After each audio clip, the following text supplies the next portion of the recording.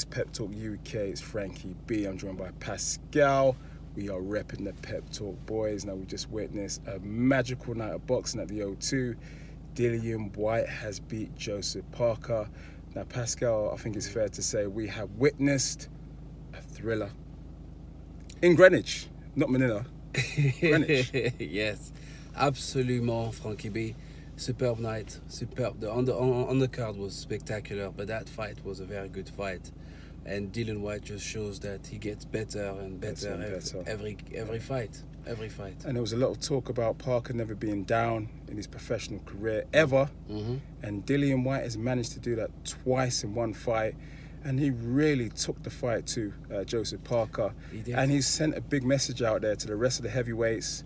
He's highly ranked with all the major boxing organisations. And listen, big fights are there for Dillian Whyte. They're about to happen. I agree. I think big fights. I think Dillian Whyte shows us that he's not scared to fight anybody, but when he does fight, he's anybody. He steps up the level, and he performs, and he's an exciting fighter. He really is. We don't know what you're gonna get from Dillian, because even during that fight, let's not forget, he also went down. Yeah, in the last round. In the last round, he was very dramatic. So from Dillian Whyte, I think he's growing, into becoming a fan's favourite. That's right, yeah. He had his own new chant with the fans in the Greenwich O2. And the fans are really warm to him. His interviews are great. He's very charismatic. But I think a lot of people are forgetting, technically, he's improved no end with Mark Tibbs. Great technical ability now. Right. I mean, I love the way he doubles up the jab and then the way he whips those shots into the body. I think it's fair to say you got to say bumperclot to that. yes. During the gloves are off, certainly there was this time when Parker wanted to learn some Jamaican. I think bumperclot is the one that he needs to learn. But in terms bumperclot body shots. In terms of what I saw tonight was also Dillian Whyte's defense is improving. Also, his resilience is also astounding because he keeps on marching forward. Fitness as well. He did the full 12 rounds. Full 12 rounds. Yes. When was the last time we saw Dillian Whyte do 12 rounds? That was, he's in the last few fights, he's been knocking out his opponents, stopping them, from Ian Lewinson, to Lucas Brown, now, with, Parker going all the way to the 12 rounds, which I expected that.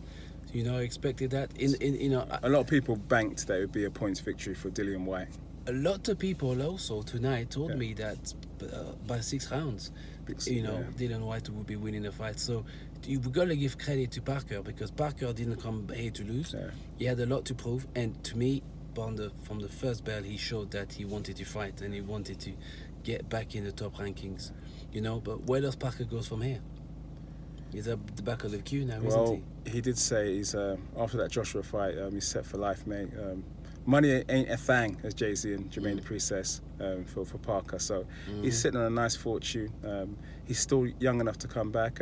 He's had a world title, which many people dream of in their careers. So he's done really, really well. In terms of Dillian Whyte, I feel like in the fight itself, I feel like Joseph Parker played into Dillian Whyte's hands. Dillian Whyte said, look, we're going to have a good scrap, mate. Yeah, you're a coward. We're going to have a good scrap. And he went toe-to-toe with Dillian Whyte. And I feel like that's exactly what Dillian Whyte wanted, Joseph Parker's really very much a good mover, He's got quick hands, great feet. He should have really got in range and out of range quite quickly with Dillian Whyte. But instead, I think he fought the wrong fight. Yeah, he's tough, he can box, he can fight also. He's a tough man, but that's Dillian Whyte's game, and he did say it pre-fight. It's going to be pain, and I'm going to come after you. And maybe the game plan was wrong from Joseph Parker tonight. I think Joseph Parker started explosively, quick hands, good movement, and he wanted to let Dillian Whyte know that, look, I'm the better skillful boxer. I'm quicker than you.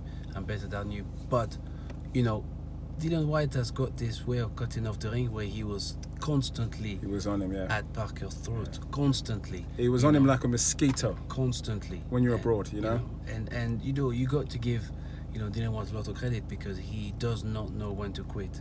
he would always come forward, and he was, you know, even to the very last, you know, seconds of the fight, where I felt he was going to be all over for Dillian Whyte. He carried on, you know, he held on, you know, and the bell saved him. You know, we can say that he was saved by the bell, because he could have been a Parker victory. So, you know, I will encourage anybody to watch that fight. But that's tactics. Obviously, you know, it was, you know, he got buzzed towards the end, and he held on, and that's what it's all about. You know, you've got to use your brain as well as you know, your brawn and your boxing skills, and you know, he managed to get the win, and the only way is up for Dillian Whyte. Now, for me, the tantalising prospect next April is potentially AJ versus Dillian Whyte, the rematch, shall I say?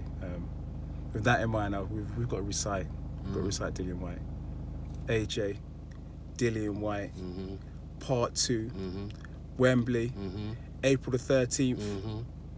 Let's go, baby! Let's go! Now remember to like, share, comment, and subscribe to Pep Talk UK for the latest boxing and football content. My guy Pascal in the house. Au revoir. Good night.